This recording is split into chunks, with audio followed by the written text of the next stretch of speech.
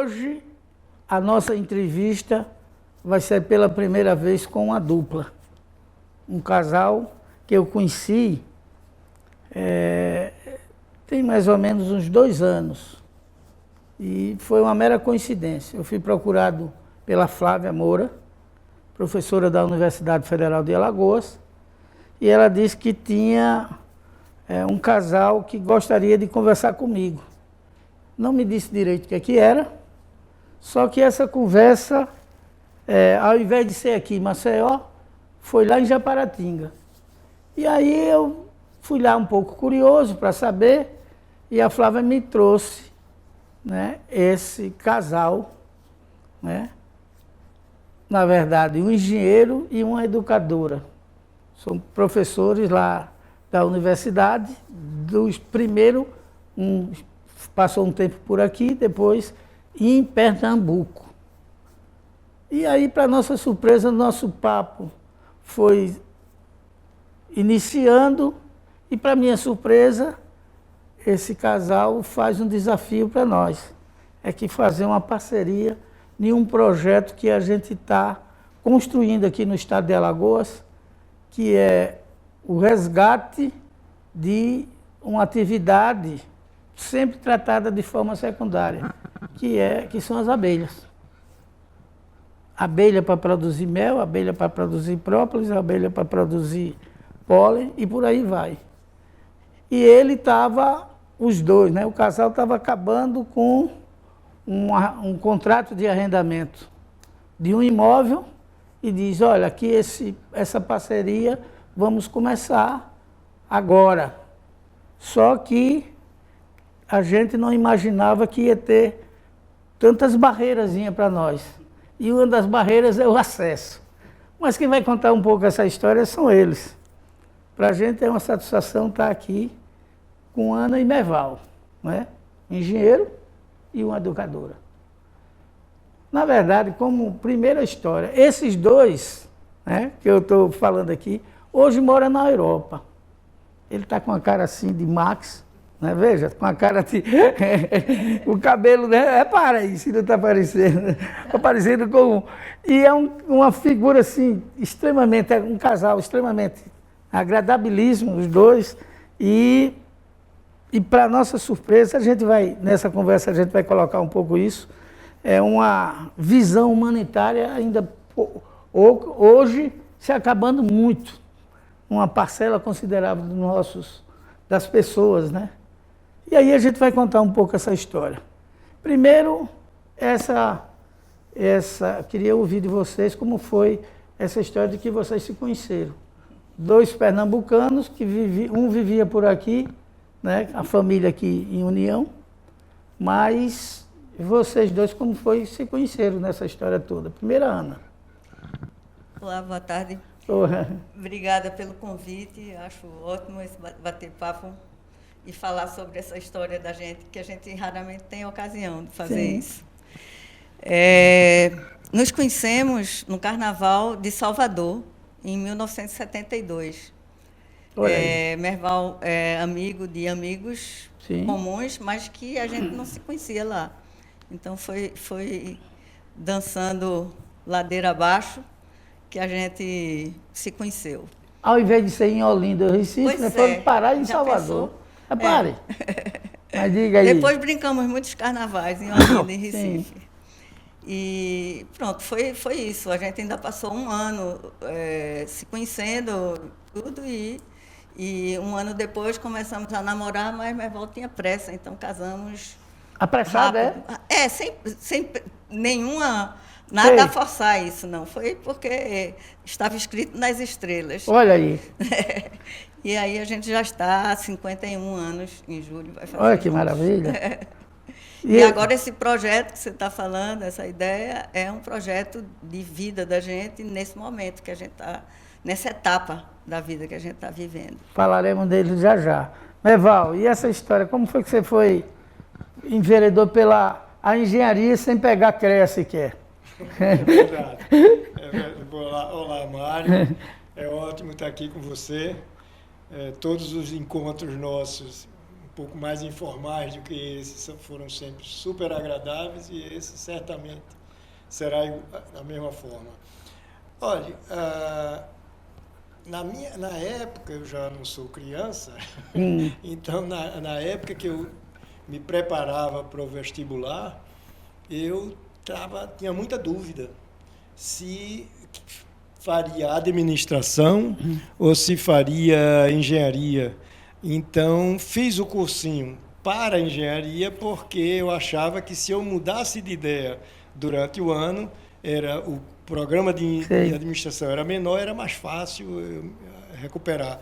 E terminei fazendo vestibular de engenharia porque não tinha naquela época ainda curso de graduação aqui em Pernambuco, e eram...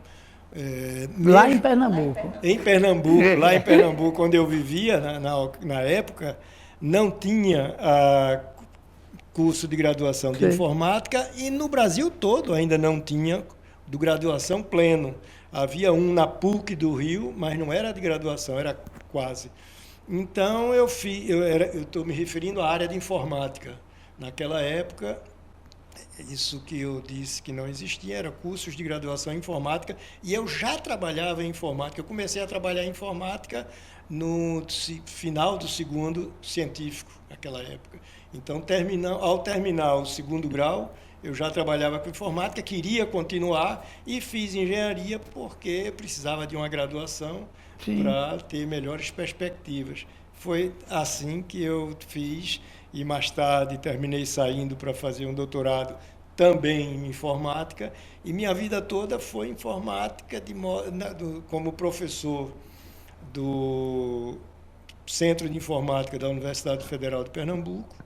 Uma dada altura, eu criei também uma empresa que foi muito bem sucedida na área de informática, que chamava-se ITES, Instituto de Tecnologia e Informática, e foi assim que eu me realizei, digamos, profissionalmente, até ter a oportunidade de fazer algumas viagens, e a gente fala daqui a pouco que... Mas me explica uma coisa, como foi que vocês foram parar em Japaratinga?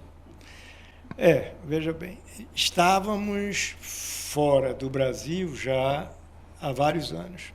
Eu fui fazer um trabalho em Angola, seria um trabalho de 3 meses, e eu terminei ficando 13 anos em Angola. Eu vivi 13 anos em Angola, foi uma experiência riquíssima, não só pelo que nós conhecemos. Ana também foi? Ana foi, mas eu costumo dizer que ela não sabe ler corretamente, e ela pegou um avião errado, ela foi direto para Moçambique. Olha aí. Então ela passou 2 anos em Moçambique.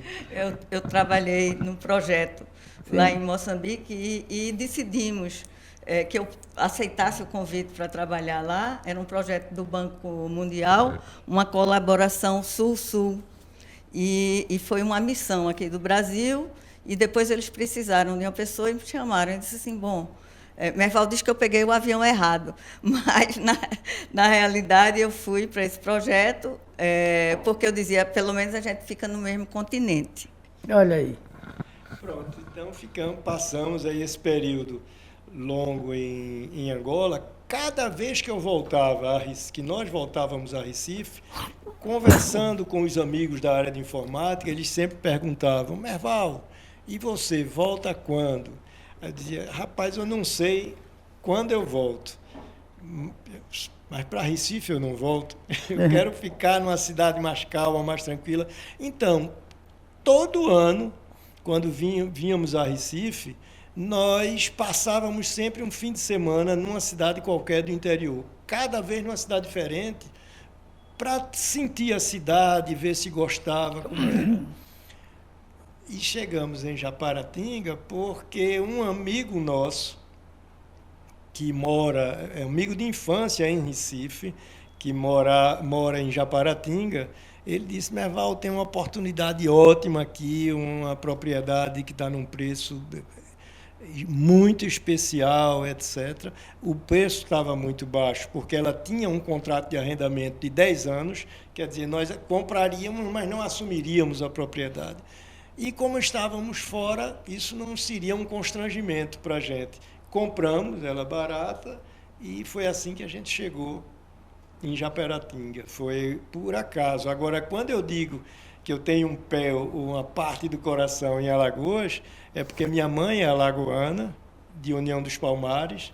Então, a minha infância toda, eu sempre vim, todo ano, não era nem para a União. Nessa altura, já era em São José da Laje, onde tinha uns primos, tinham as fazendas, e a gente sempre passava as férias por ali na região de São José da Laje.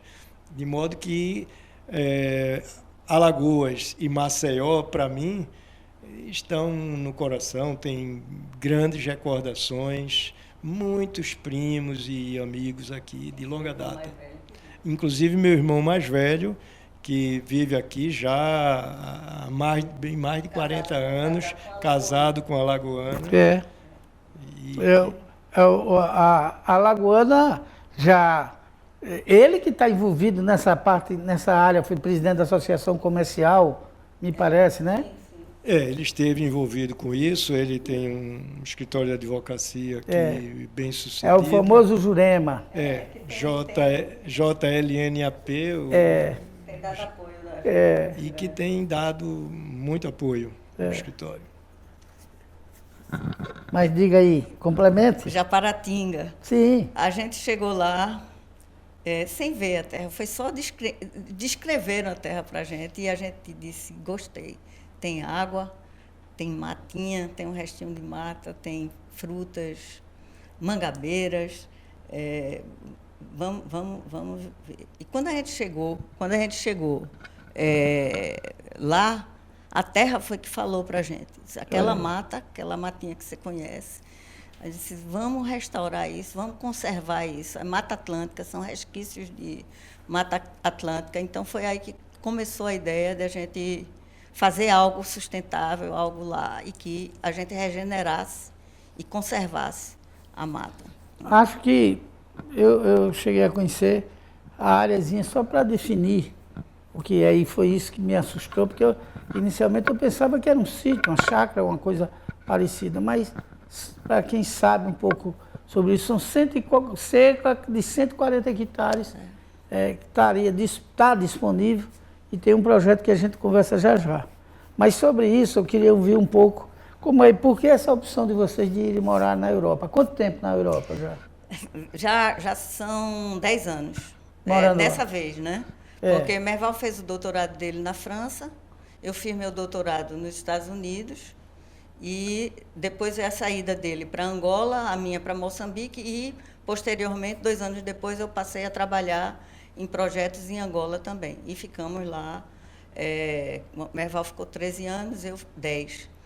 E na saída, eu ainda continuava trabalhando em alguns projetos, na Guiné-Bissau, em São Tomé e Príncipe.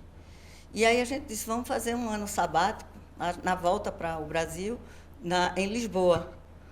Nossos filhos... Em Portugal. Em Portugal. E pronto, era um ano só, e a gente já está há 10. Eu sei. Porque um ano sabático bastante longo.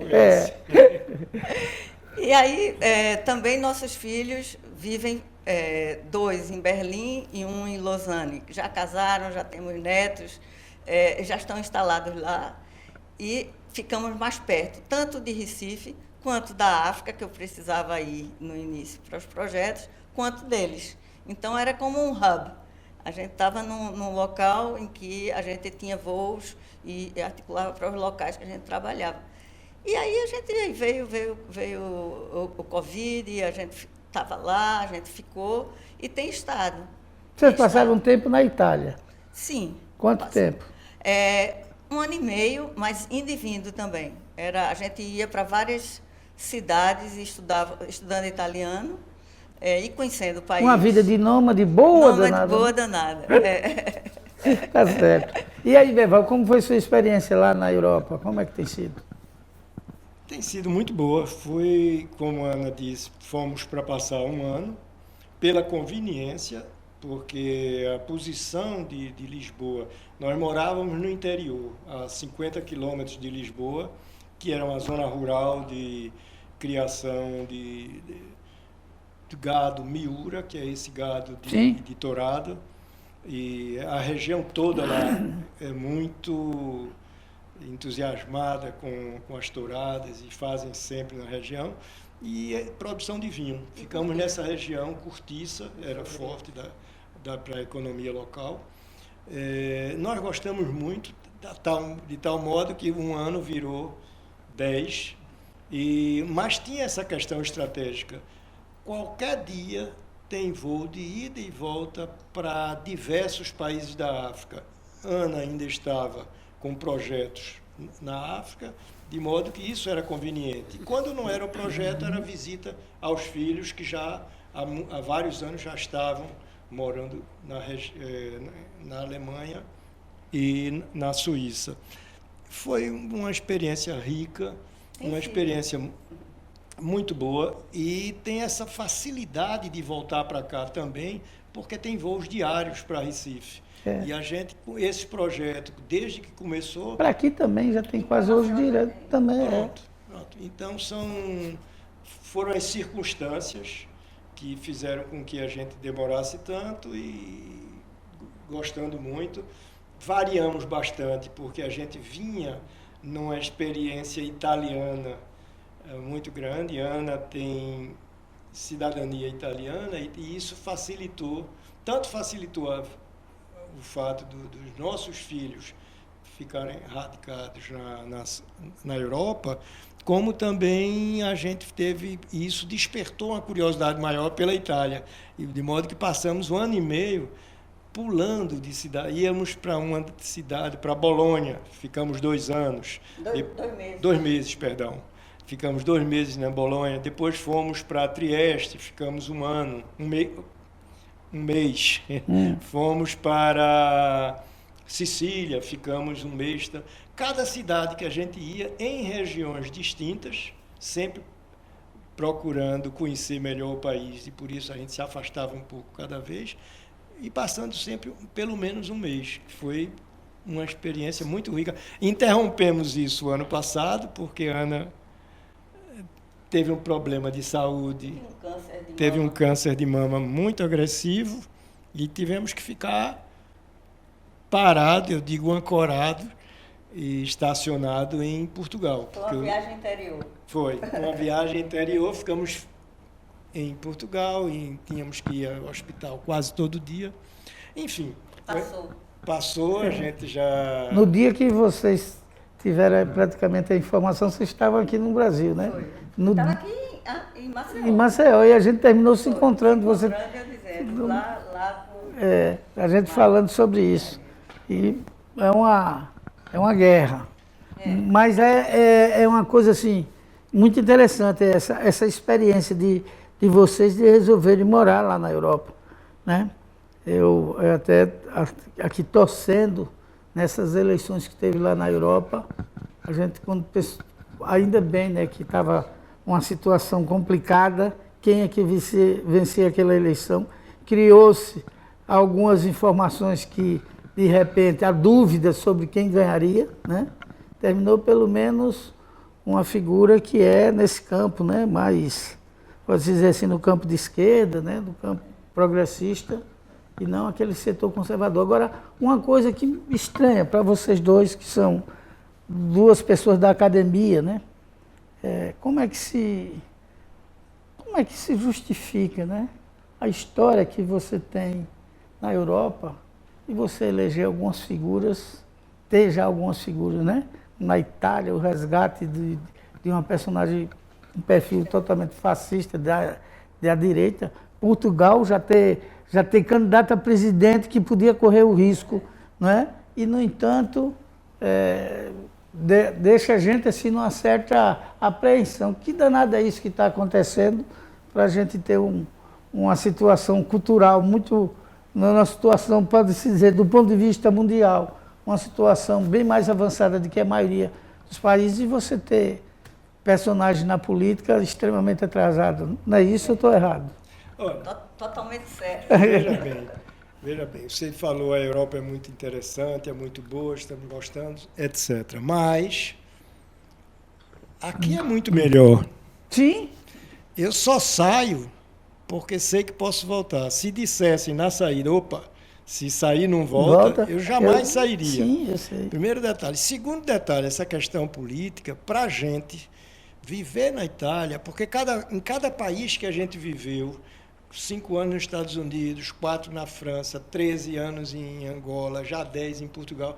Cada lugar que a gente viveu, a gente procurou se envolver muito com a comunidade local, com a cultura local. Sim. A gente não ficou assistindo televisão do Brasil, assistindo noticiário do Brasil. Sim. A gente viveu o país onde... E assim a gente consegue entender melhor e compreender melhor. E a Europa, para a gente, foi uma grande decepção. A Europa é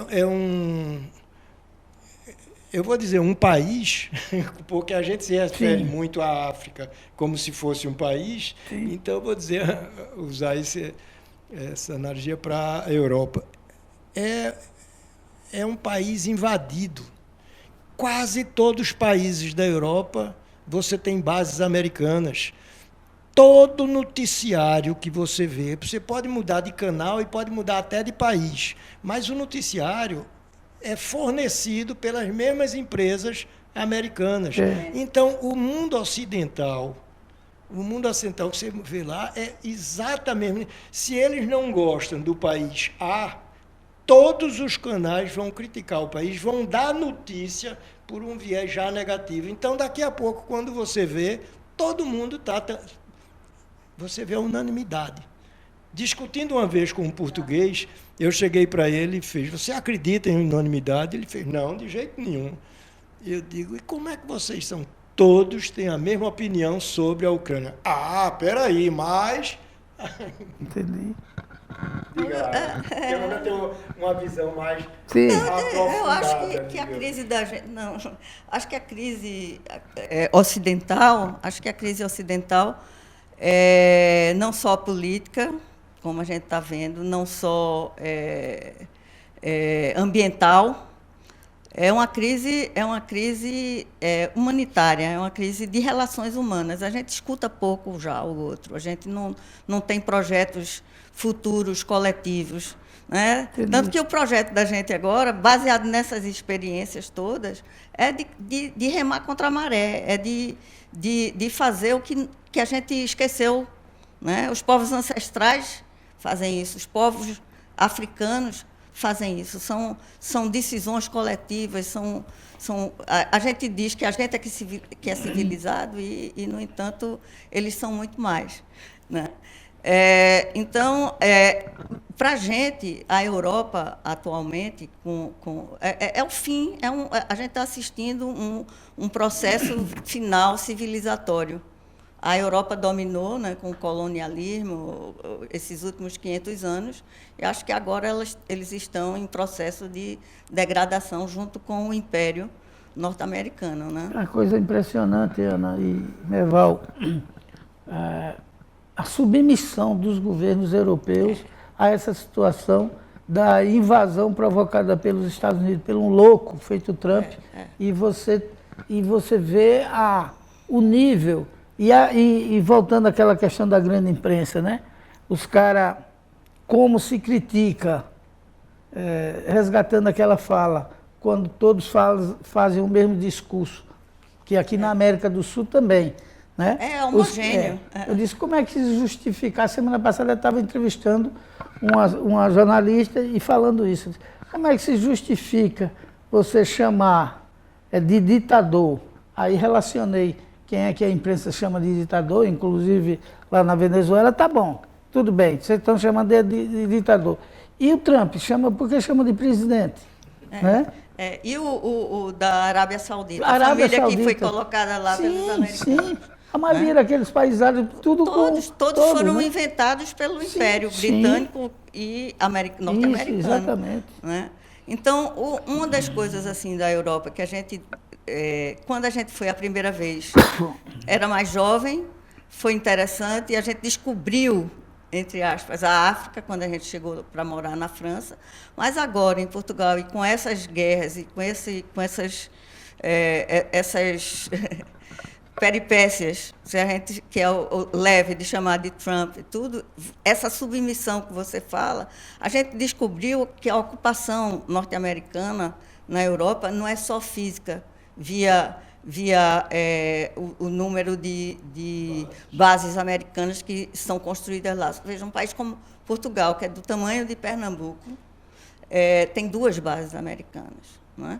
Então, fora a Itália são 3 ou 4. Então, não é brincadeira, não. Aqui no Equador são 8.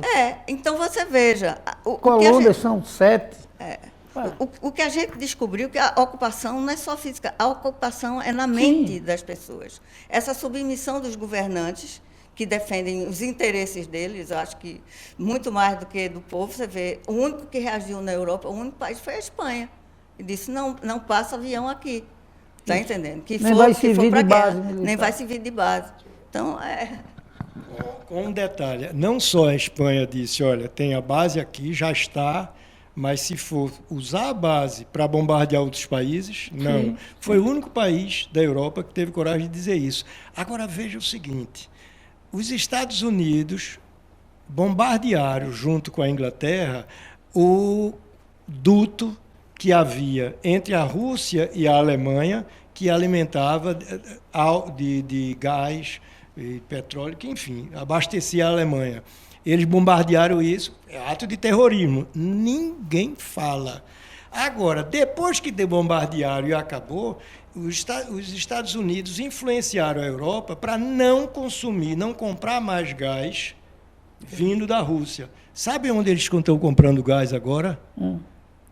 Vai de navio dos Estados Unidos para a Europa a um preço quase o dobro do que eles pagavam antes da Rússia. Pensa que isso prejudicou a Rússia? Nem um pouco. A Rússia passou a vender a outros países. Só quem saiu... Quer dizer, a Europa toma medidas que prejudicam ela mesma, menos aos Estados Unidos. Os Estados Unidos está vendendo mais arma para eles, está vendendo gás para eles, está vendendo tudo que ele consegue. A mesma coisa eles fizeram com a Venezuela, né? Pegavam o petróleo da baixa da égua, como a gente costuma dizer, e não pegavam da Venezuela. Quando meteram a mão, no instante apareceu o interesse pelo petróleo. Aliás, se você mapear os países que produzem petróleo no mundo inteiro, é lá que estão as guerras. É verdade. A maioria. Mas vamos entrar agora na conversa que a gente está interessado. Essa história da reserva ecológica, né? Essa reserva ecológica, a gente está assim, muito animado com essa ideia de vocês, essa decisão, né? Tiveram a ideia e a decisão. A gente está com um gargalo, que eu acho que agora aproveitar a chegada de vocês para a gente resolver. Já estamos com várias estruturas tentando levar para lá, já eu acho que daqui umas 2 ou 3 semanas, não sei quanto tempo vocês vão passar aí, eu não sei nem quanto tempo vocês vão passar. Mês, 31. Até vamos ver se a gente acelera para dar alguns encaminhamentos. Eu tenho que ir lá, a gente tem que fazer uma reunião lá para a gente ver se acelera algumas coisas. Mas como foi essa ideia da reserva, né? De quem foi a ideia? Olha, veja bem, essas coisas amadurecem aos poucos e, como eu disse no início, não é de uma hora para outra, vai amadurecendo. E eu gosto muito, né? E a gente conversa muito, e eu gosto muito de olhar para trás, de vez em quando, ver o que aconteceu, como foi, ver o percurso que a gente fez. E como a maioria das pessoas, talvez todos, a gente teve altos e baixos na vida. Todo mundo tem momentos bons, momentos menos bons, etc. A sensação primeira que deu foi que, olhando para trás, o saldo de felicidade nosso é positivo. Então, isso já deixa a gente com um grau de satisfação diferenciado, se sentindo privilegiado, digamos assim.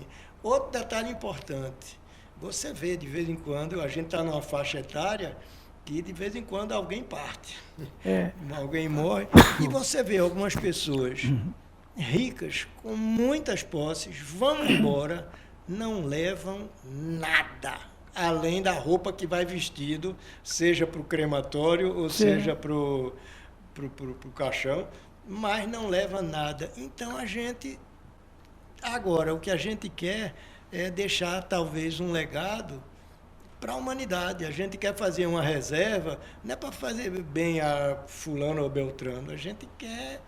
Os nossos filhos já têm consciência disso, não é deles a reserva. A reserva a gente está criando uma pessoa jurídica, que é um Instituto Reserva Ecológica IACI, e esse instituto... Por que esse nome?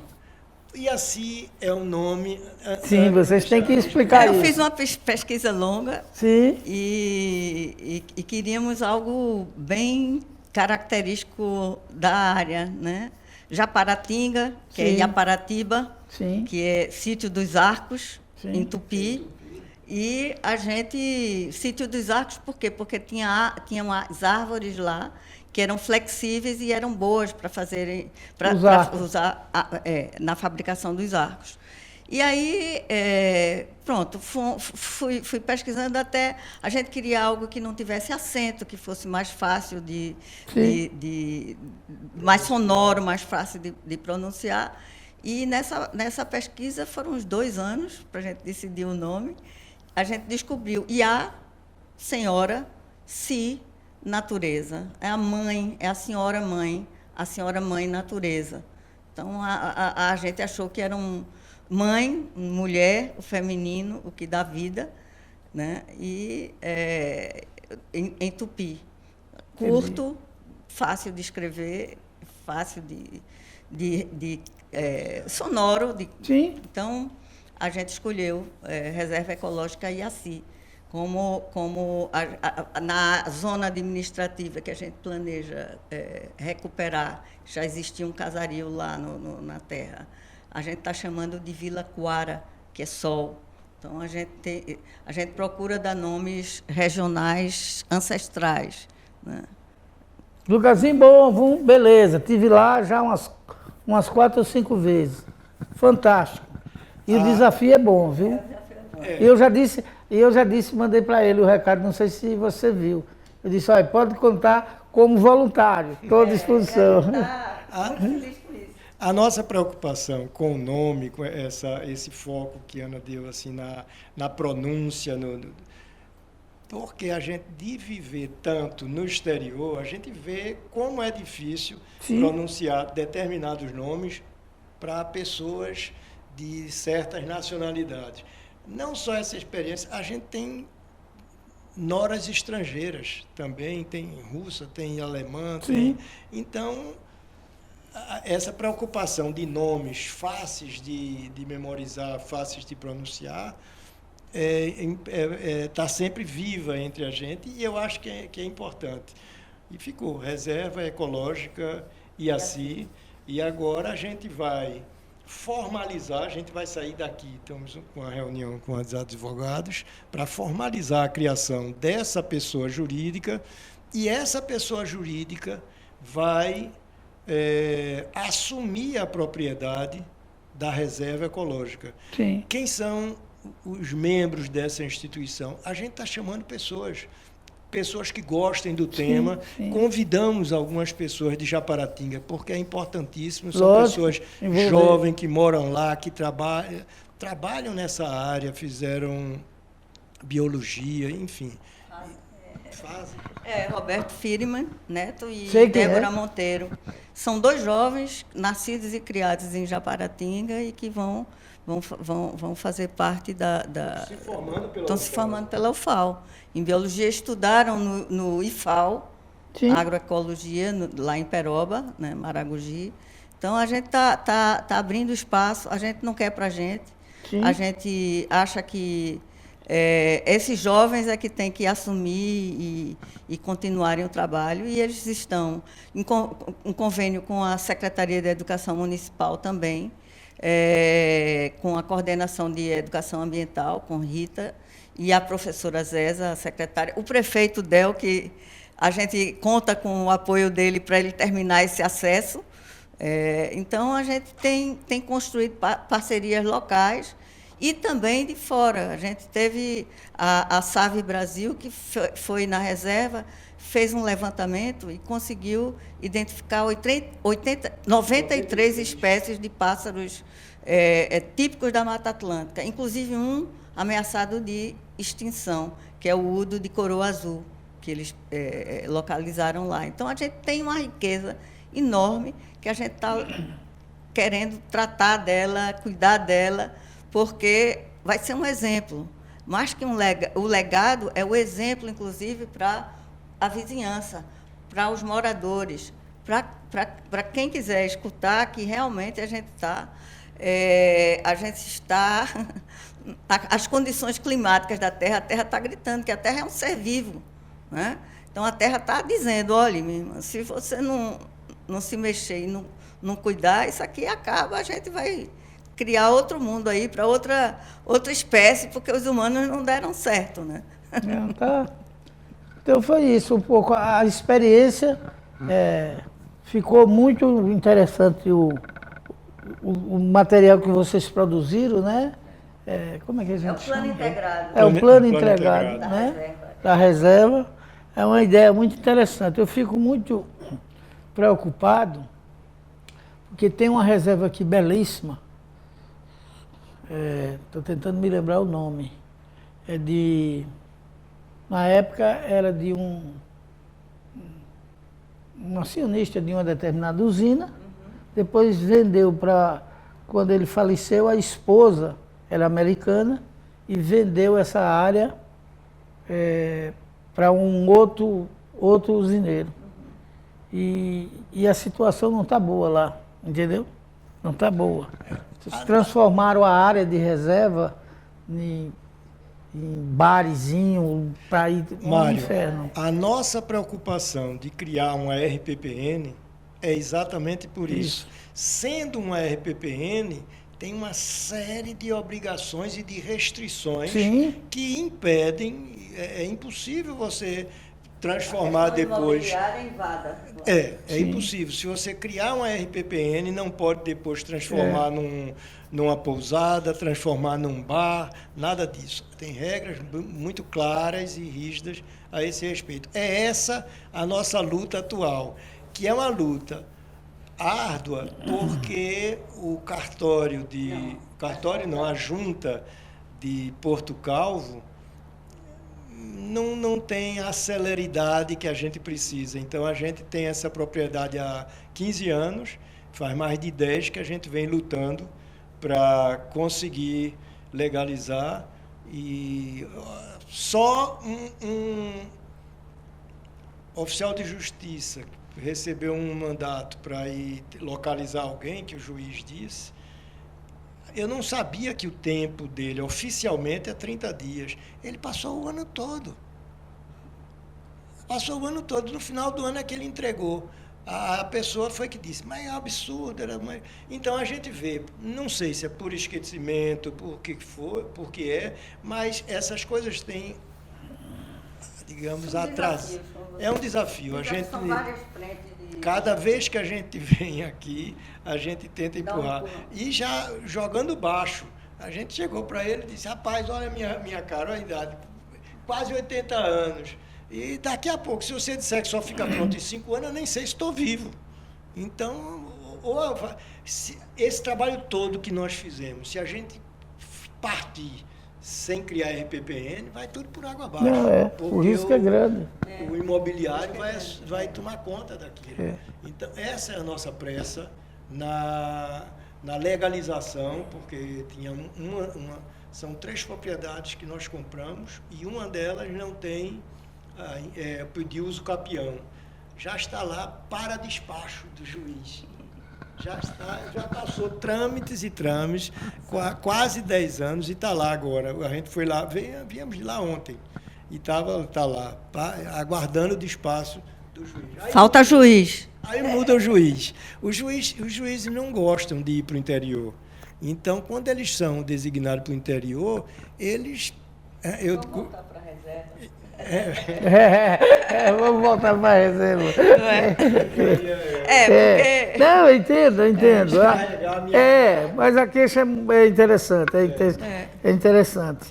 Sim, mas qual é a ideia mesmo? Esse momento agora vai ser de tentar ver se alguma coisa já encaminha.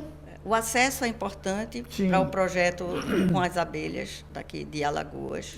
Produzir, levar mudas também de rabo de bugio, já estão prontas esperando. Mas que caminhão não passa ainda, né? Nem caminhão, nem caminhonete, nem traçado. Nem nada, nem carro, nada, né?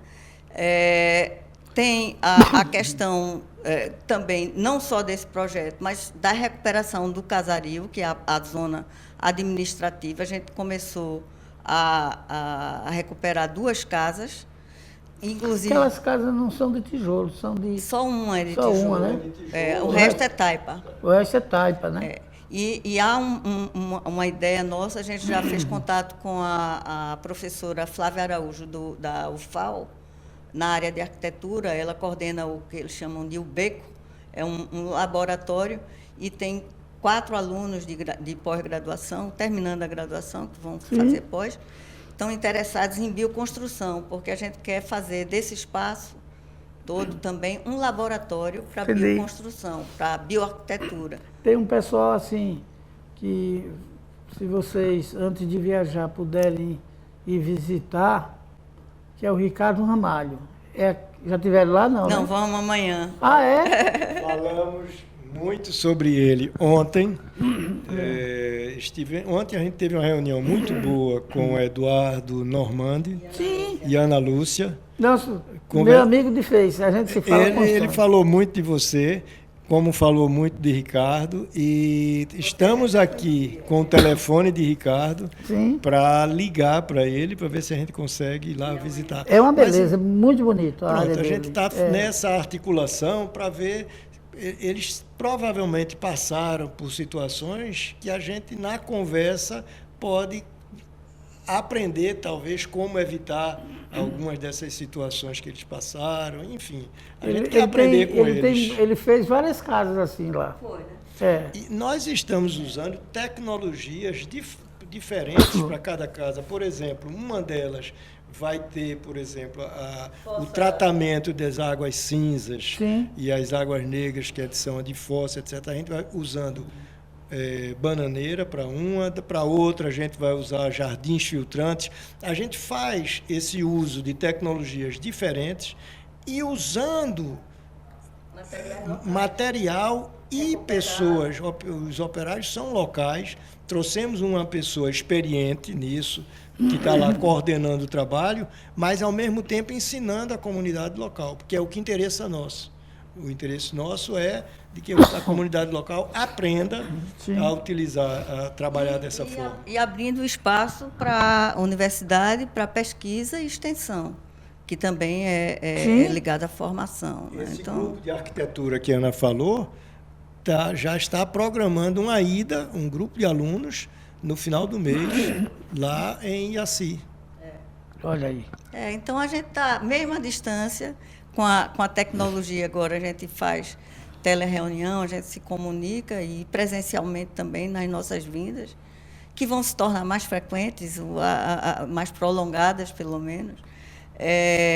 A gente faz essas articulações. Tem muita gente boa, muitos jovens, né? O próprio arquiteto que fez a Azul Pitanga, que fez o plano integrado que você conhece, também está integrado. Estão fazendo agora o Instagram. E pessoas, são todas pessoas que estão trabalhando de forma voluntária. Sim. Esse aqui é o bom. É o bom, é importante. É o que faz o diferencial. É o que faz o diferencial. Porque assume aquele que quer, faz porque acredita. Porque acredita e não por outros interesses. É verdade.